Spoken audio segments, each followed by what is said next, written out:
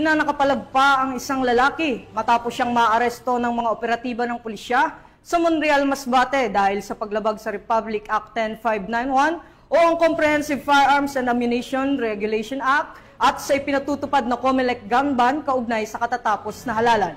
Patrolwoman Jera del Luterte sa balita.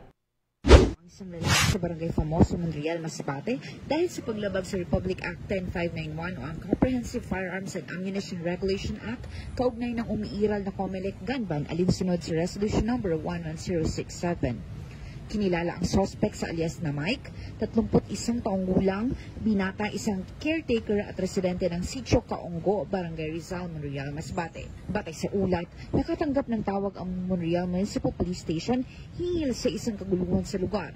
Agad rumisponde ang mga tauhan ng pulisya at pagdating sa pinangyarihan ng insidente ay inabutan nilang nasa kustodiya na ng opisyal ng barangay ang suspect. Isinuko ng barangay ang suspect sa mga otoridad kasama ang na-recover na isang caliber 45 Colt MK4 pistol at isang magazine na may lamang 2 bala. Dinala sa Monreal FPS ang suspect at ang mga nakumpiskang ebidensya para sa kaukulang dokumentasyon at pagsasampa ng kaso sa paglabag sa RA 10591 at COMELEC gun ban. Muling pinaalalahanan ng pamunuan ng Masbate Police Provincial Office ang publiko na mahigpit na sundin ang mga umiiral ng batas upang maiwasan ang mga insidenteng katulad nito.